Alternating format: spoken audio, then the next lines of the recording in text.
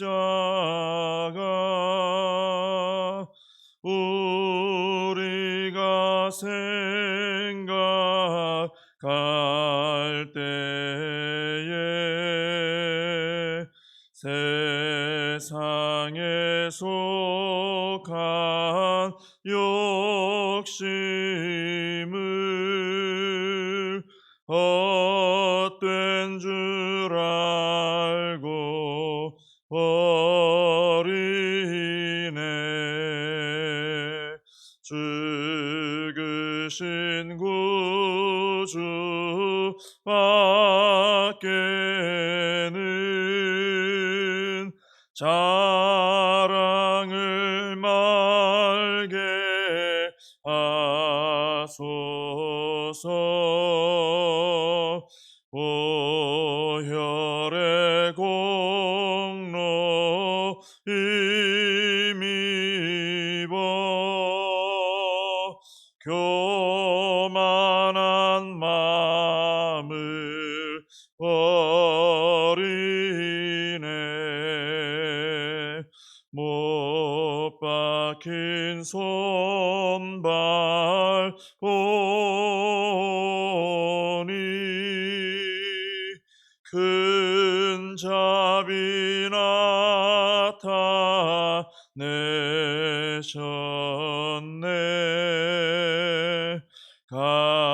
가시로 만든 멸류관 우리를 위해 쓰셨네. 온 세상 만물 가져도 준해 못 갚겠네. 놀라운 사랑 받은 나 몸으로 제물 삼겠네.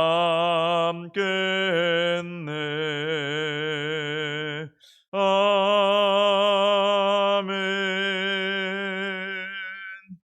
사도신경으로 신앙 고백하시겠습니다. 전능하사 천지를 만드신 하나님 아버지를 내가 믿사오며 그 외아들 우리 주 예수 그리스도를 믿사오니 이는 성령으로 잉태하사 동정녀 마리아에게 나시고 본디오 빌라도에게 고난을 받으사 십자가에 못 박혀 죽으시고 장사한 지 사흘 만에 죽은 자 가운데서 다시 살아나시며 하늘에 오르사 전능하신 하나님 우편에 앉아 계시다가 저리로서 산 자와 죽은 자를 심판하러 오시리라. 성령을 믿사오며 거룩한 공회와 성도가 서로 교통하는 것과 죄를 사하여 주시는 것과 몸이 다시 사는 것과 영원히 사는 것을 믿사옵나이다. 아멘. 예레미야서 50장입니다. 예레미야 50장 11절에서 20절까지 말씀을 보시겠습니다. 예레미야서 50장 11절부터 20절까지 봉독을 해드리겠습니다. 나의 소유를 노력하는 자여, 너희가 즐거워하며 기뻐하고 타작하는 송아지같이 발굽을 구르며 군마같이 우는도다. 그러므로 너희의 어머니가 큰 수치를 당하리라. 너희를 낳은 자가 치욕을 당하리라. 보라, 그가 나라들 가운데의 마지막과 광야와 마른 땅과 거친 계곡이 될 것이며 여호와의 진노로 말미암아 주민이 없어 완전히 황무지가 될 것이라. 바벨론을 지나가는 자마다 그 모든 재난에 놀라며 탄식하리로다. 바벨론을 둘러 대열을 벌이고 활을 당기는 모든 자여, 화살을 아끼지 말고 쏘라. 그가 여호와께 범죄하였음이라.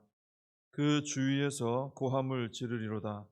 그가 항복하였고 그 요새는 무너졌고 그 성벽은 허물어졌으니 이는 여호와께서 그가 행한 대로 그에게 내리시는 보복이라. 그가 행한 대로 그에게 갚으시는도다. 파종하는 자와 추수 때에 낫을 잡은 자를 바벨론에서 끊어버리라. 사람들이 그 압박하는 칼을 두려워하여 각기 동족에게로 돌아가며 고향으로 도망하리라. 이스라엘은 흩어진 양이라 사자들이 그를 따르도다. 처음에는 아수르 왕이 먹었고 다음에는 바벨론의 느부갓네살 왕이 그의 뼈를 꺾도다. 그러므로 만군의 여호와 이스라엘의 하나님이 이와 같이 말하노라. 보라, 내가 아수르의 왕을 벌한 것 같이 바벨론의 왕과 그 땅을 벌하고 이스라엘을 다시 그의 목장으로 돌아가게 하리니 그가 갈멜과 바산에서 양을 기를 것이며 그의 마음이 에브라임과 길르앗 산에서 만족하리라. 여호와의 말씀이니라. 그날 그때에는 이스라엘의 죄악을 찾을지라도 없겠고 유다의 죄를 찾을지라도 찾아내지 못하리니 이는 내가 남긴 자를 용서할 것임이라. 아멘. 계속해서 바벨론에 대한 심판의 말씀이 이어지고 있습니다.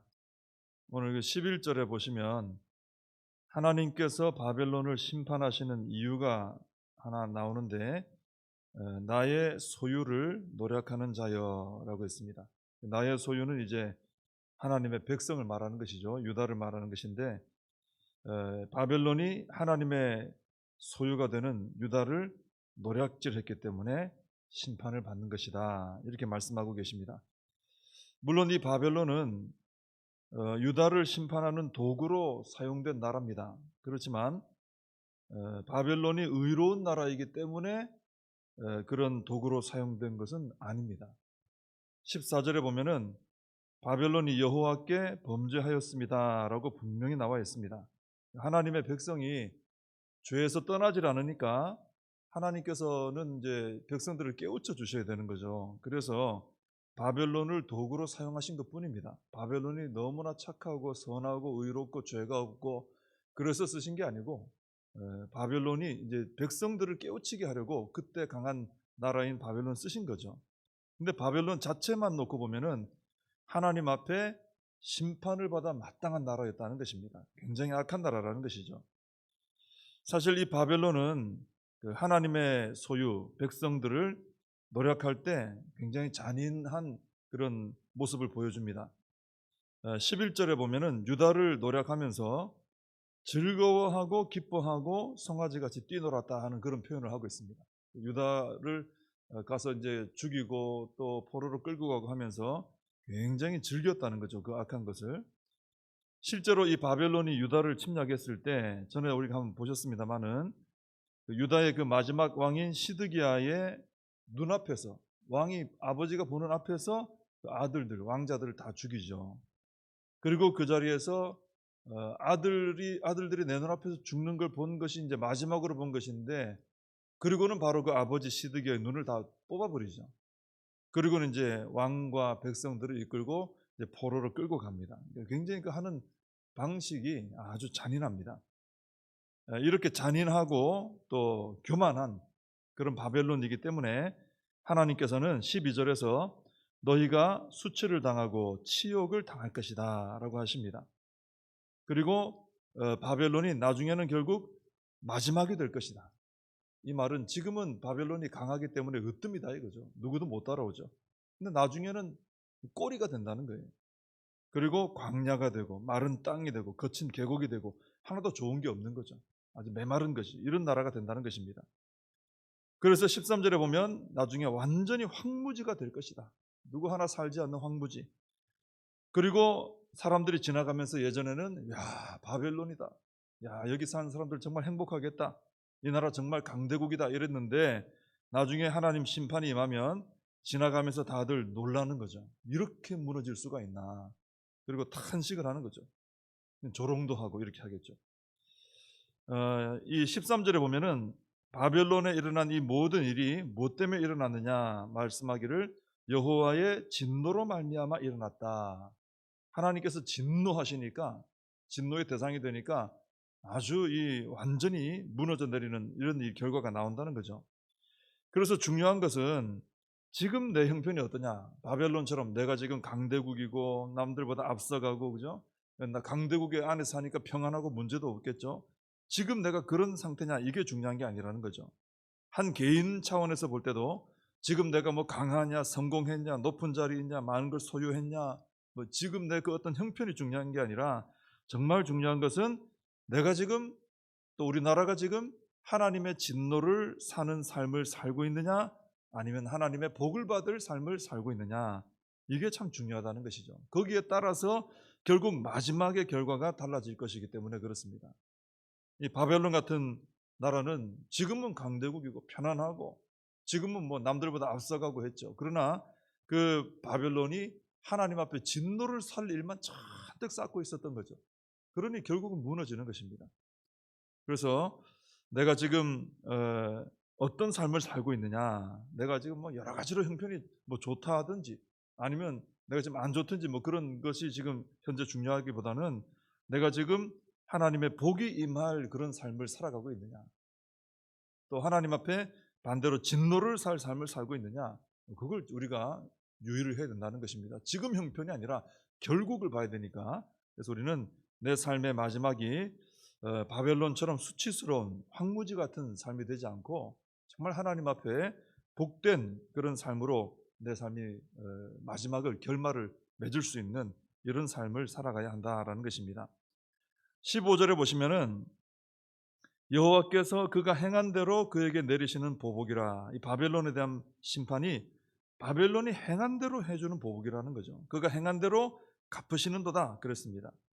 그러니까 지금 내가 어떻게 행하고 살아가느냐가 참 중요하다는 것이죠. 왜냐하면 지금 내가 행한 대로 갚으시기 때문에. 이게 갚으신다는 말이 좀 어감이 좀 그렇습니다만은 다른 말로 하면은 내가 지금 심은 대로 거두게 한다는 거죠. 내가 행한 대로 내가 거두게 된다는 거죠. 그러니까 책임이 하나님께 있는 것이 아니라 지금 심고 있는 나에게 책임이 있다는 것입니다. 뭘 심느냐, 뭘 행하고 있느냐, 그죠? 아까도 말씀드린 것처럼 이 바벨론은 유다를 공격할 때 매우 잔인하게 행했습니다. 그리고 유다가 무너지고 하는 걸 보고 굉장히 즐겼습니다. 그렇기 때문에 바벨론도 결국은 나중에 그런 잔인함을 당하는 거죠. 수치와 모욕을 당하게 되는 것입니다. 자기들이 심은 게 잔인함을 심으니까 그 잔인함이 나오고 남들을 부끄럽게 해주니까 자기도 부끄럽게 되는 것이죠. 또 이 유다에게 매우 무자비했거든요. 그랬더니 무자비한 심판을 또 받게 되는 것입니다. 14절에 보면은 바벨론을 둘러 대열을 벌이고 활을 당기는 모든 자여 화살을 아끼지 말고 쏘라. 하나님 그러십니다. 그러니까 바벨론도 나중에 다른 나라에 의해서 망한다고 그랬죠. 근데 그 나라 보고 하나님 하시는 말씀이 너희들 바벨론에게 활 쏠 때 화살 아끼지 말아라 이거예요. 그냥 막 쏘아대라 이거예요. 폭격을 막 하라 이거죠. 무자비하게. 무자비함을 심었더니 바벨론이 자기들도 무자비함을 거두게 되더라 하는 것이죠. 우리는 하루하루를 살면서 자꾸 뭔가를 심고 있습니다. 미래에 거둘 것을 오늘 심고 있는 거죠. 하루를 살면서 우리는 말을 심기도 하고요, 생각을 심기도 하고 어떤 행동을 심기도 합니다. 그래서 바벨론처럼 내가 혹시 그럴 리는 없겠지만 그죠? 우리가 살아가면서 무자비함을 심었다 예를 들어. 그러면 나중에 나도 바벨론처럼 무자비함을 거두게 되는 것이죠. 오늘 내가 게으름을 심었다. 결국 나중에 거둘 것이 없게 되겠죠. 오늘 내가 어떤 말을 내뱉느냐에 따라 무슨 말을 하느냐 이게 나중에 결국은 그것이 열매가 되어서 또 나에게 돌아오는 것이죠. 또 오늘 심은 생각이 다음에 또 엄청난 폭풍우가 돼서 돌아올 수도 있어요. 작은 생각을 하나 심었는데 그게 내 삶을 결정지어 버릴 수도 있는 것이죠. 그래서 우리는 오늘 하루를 살면서 우리 하나님 앞에 정말 하나님 기뻐하시는 것들, 나중에 거둘 것을 좀 생각하고 오늘 뭔가를 심어야 되겠다 하는 것입니다. 오늘도 우리가 이제 하루를 출발하잖아요. 그래서 오늘 출발해서 이제 살아가면서 뭐 이런 일도 하고 저런 일도 하고 이 사람도 만나고 저 사람도 만나고 뭐 이런 생각 저런 생각 말도 이런 말 저런 말 여러 가지 하지 않겠습니까? 그때마다 우리는 내가 지금 다음에 거둘 걸 심고 있구나. 내가 오늘 60대라면 60대에 지금 심으면 나중에 70대에 거둘 게 달라지겠지. 30대인 지금 내가 이걸 심으면 40대에 거두는 게 달라지겠지. 이런 마음을 가지고 오늘 하루 좋은 것을 심는, 나중에 거둘 게 참 좋은 그런 씨앗을 심는 하루가 되어야 되겠다 하는 것입니다. 20절에 보시면은 이제 17절, 18절, 19절은 이제 이스라엘이 이제 회복될 때 그때 이제 일어날 일을 보여주고 있고요. 20절에 보면은 이스라엘이 이제 회복되는 날이 되면은 이스라엘과 유다의 죄를 찾을지라도 찾아내지 못할 것이다. 그럽니다. 그러니까 이스라엘과 유다에서 죄가 발견이 안 된다는 거죠. 왜냐하면 하나님께서 그 남긴 자들, 남은 자들을 용서해 주실 것이기 때문에 그들의 죄를 하나님께서 그들이 뭐 잘했다는 것보다 하나님께서 그들을 용서해 주시는 은혜를 베풀어 주시기 때문에 누구라도 이 이스라엘과 유다에서 죄를 찾으려고 해도 찾을 수 없다는 거예요. 하나님도 찾을 수 없는. 왜 덮어 주시니까. 근데 우리가 바로 이와 같은 은혜를 받았다는 것입니다. 우리는 완전히 죄의 덩어리였죠. 머리를 보든 발을 보든 몸통을 보든 손과 발을 보든 우리의 뭐 입을 보든 속을 보든 어딜 봐도 우리는 다 죄만 보이는 사람들, 죄로 덮어진 사람들이었습니다. 죄의 덩어리였죠. 근데 그리스도의 보혈이 우리를 이렇게 덮어주시니까 우리가 예수님을 믿을 때 그리스도의 보혈로 이렇게 덮어지잖아요. 그 보혈로 덮어진 보혈로 인해 우리 죄가 더 이상 발견이 안 되는 것이죠. 그래서 하나님께서 죄인인 우리를 보시면서도 그리스도의 보혈로 덮어져 있는 우리를 보실 때는 우리를 보시고 의롭다, 칭이라 그러죠. 의롭다 해주시는 거예요. 죄 없다고 판결을 내리시고 땅땅땅 판결 내려주시는 거예요. 너 죄 없다. 왜? 우리는 죄인인데 그리스도의 보혈이 덮어주시기 때문에 죄 없다 하신 겁니다.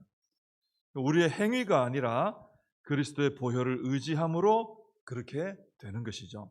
그래서 이제는 어느 누구도 우리를 정죄할 수 없는 거죠. 왜? 우리에게서 오늘 말씀처럼 죄가 발견이 안 돼요. 내가 잘했다는 게 아니라 그리스도의 보혈이 주님의 공로가 덮어 씌워지니까 누구도 나를 정죄 못해요. 그리고 우리는 주님의 그 보혈을 지나서 거룩하신 하나님의 보좌 앞으로 나아갈 수 있게 된 것이다라는 것입니다. 이게 가장 놀라운 은혜죠. 죄로 인해 죄 덩어리로 죽었던 내가 예수 그리스도의 보혈로 그 덮임을 받고 씻음을 받고 이제는 하나님께서도 보시고 의롭다. 누구도 정죄하지 못하도록 이렇게 해주신 은혜. 주님 앞에 하나님 앞에 마음껏 나가는 은혜. 이 은혜를 우리가 감사하고 찬양하며 살아야 되고요. 이 은혜로 인해서 우리가 하나님만 높여드리고 하나님께만 경배하고 하나님의 영광만을 위해서 우리가 살아가야 된다라는 것입니다. 그리고 우리는 나의 정과 욕심, 옛 자아가 이제 정말 예수 그리스도 안에서 십자가에서 못 박혀 죽었구나. 그걸 알고 이제 내 안에 오직 역사하시는 예수 그리스도만 내 삶을 통해 드러내며 나타내며 살아가는 우리가 되어야 할 줄로 믿습니다. 기도하겠습니다. 하나님 아버지, 바벨론이 심었던 것 그대로 거두는 것을 보게 됩니다. 하나님, 저희들도 마찬가지인 줄로 압니다. 오늘 무엇인가를 심었을 때 그것이 다음에 그대로 열매가 되어서 거두게 될 줄로 믿습니다. 오늘 하루를 살면서 정말 다음에 복된 것을 거둘 수 있는 것들을 심을 수 있게 하여 주시고 말씀을 따라 믿음을 따라 살면서 하나님의 축복을 거두는 우리의 삶이 되게 하여 주시옵소서. 유다와 이스라엘 회복될 때 그들에게서 죄를 찾을 수 없게 되었다 했습니다. 그들 자신들이 의로운 것이 아니라 하나님께서 그들을 용서하셨기 때문입니다. 저희들도 죄인인데 이렇게 보좌 앞으로 마음껏 나갈 수 있게 된 것은 오직 예수 그리스도의 십자가 보혈의 공로인 줄로 믿습니다. 죽은 저희들, 멸망받은 저희들 하나님 이렇게 은혜로 덮어 살리셨으니 오직 하나님 영광만을 위해 살아가는 저희들이 되게 하여 주시옵소서. 예수님의 이름으로 기도하옵나이다. 아멘. 주님 가르쳐 주신 기도로 예배를 마칩니다. 하늘에 계신 우리 아버지여, 이름이 거룩히 여김을 받으시오며 나라의 임하옵시며 뜻이 하늘에서 이룬 것 같이 땅에서도 이루어지이다. 오늘날 우리에게 일용할 양식을 주옵시고 우리가 우리에게 죄 지은 자를 사하여 준 것 같이 우리 죄를 사하여 주옵시고 우리를 시험에 들게 하지 마옵시고 다만 악에서 구하옵소서. 대개 나라와 권세와 영광이 아버지께 영원히 있사옵나이다. 아멘. 오늘 말씀 붙들고 함께 기도하시고 이 나라와 민족을 위하여 코로나 사태를 위해서 기도하시고 교회와 다음 세대 우리 사명 붙들고 함께 기도하시겠습니다.